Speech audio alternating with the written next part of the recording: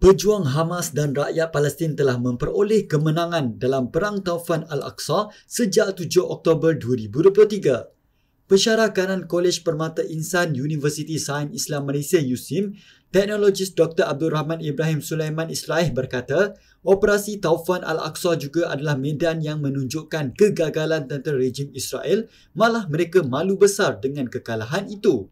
Bagaimanapun kata beliau, kedegilan Perdana Menteri Israel Benjamin Netanyahu yang tidak mahu mengaku kalah terus kekal membedil bumi Gaza sehingga menyebabkan 41,909 mangsa telah terkorban. Jelas Abdul Rahman, serangan demi serangan yang dilakukan oleh Israel sememangnya mampu membunuh rakyat Gaza dan membinasakan rupa bumi Gaza, tetapi tentera Zionis tidak mampu menawan Gaza yang sangat kecil meskipun sudah puluhan tahun rampasan tanah Palestin iaitu sejak tahun 1948. Kita menang daripada 7 hari bulan 10, 20, 23 pukul 6 pagi masa mereka masuk kawasan Yahudi. Kita dah menang. Kenapa Allah Subhanahu wa taala berfirman, "Udkhulu alaihimul bab." Masuk pintu mereka. Fa idza dakhaltumuhu fa innakum ghalibun. Maka kalau kamu masuk, kamu yang akan menang. Apabila Netanyahu kata dia nak hantam habis Hamas, nak kosongkan Gaza, kita kata ini matlamat yang kamu tetap dan kamu tidak capai apa-apa. Kami masih lagi klaim kami yang menang perang ini, dan di mana-mana tidak ada kemerdekaan dapat percuma. Setiap kemerdekaan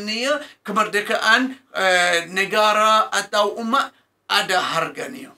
Beliau berkata demikian ketika ditemu bual di USIM pada Isnin sempena perkembangan setahun Taufan Al-Aqsa.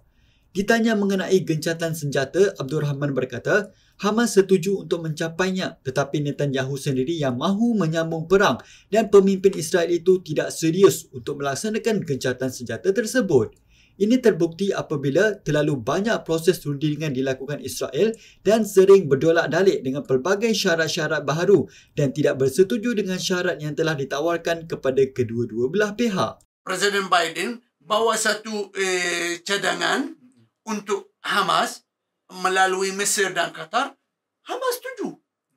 Hamas setuju sahaja nak buktikan bukan kita yang nak lawan. Bukan kita yang nak bunuh. Tak. Kita nak buktikan Netanyahu sendiri, dia yang nak sambung perang.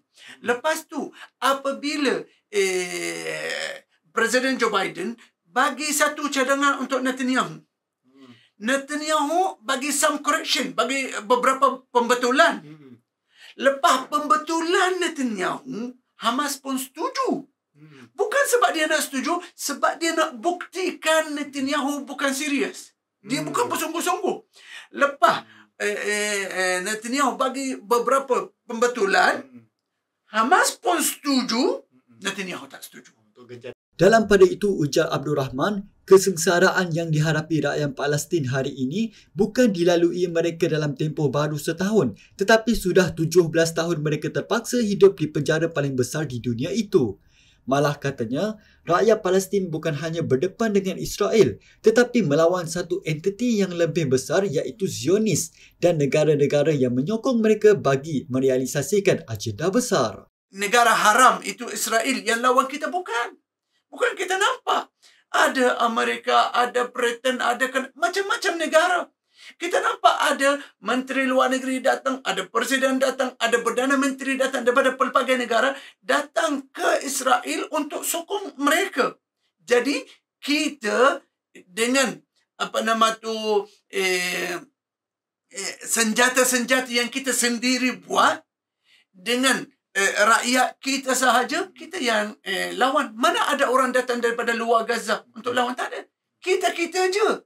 Tapi mereka, satu dunia sokong mereka, kecuali yang kita kata beberapa negara yang boleh kata ada sokong Gaza, seperti mana Qatar, Malaysia, Jordan, negara yang hantar bantuan perubatan, yang hantar makanan, Kuwait saya tak nak lupa. Dalam pada itu, Abdul Rahman berkata, serangan demi serangan terhadap Palestin akan terus dilakukan Israel bagi memenuhi cita-cita besar untuk mewujudkan Israel Raya. The Greatest Israel ini memang daripada zaman Golda Meir dulu. Dia kata Ardukiya Israel al-Kubra minan Nili ila al-Furat. Tanah Israel adalah daripada sungai Nil sehingga sungai Furat. Maksudnya Mesir, Jordan, Syria, Lebanon, Iraq, Kuwait, separuh daripada Arab Saudi, Iraq pun ambil. Semua ni dalam perancangan mereka nak ambil. Israel ini tak akan stop dekat Gaza. Tak akan stop dekat Lebanon.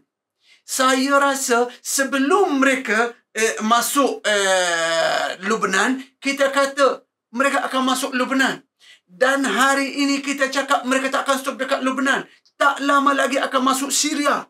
Setakat ini, media melaporkan sekurang-kurangnya 41,909 orang terbunuh dengan 16,756 adalah kanak-kanak dan 97,303 cedera dalam serangan Israel sejak Oktober 2023.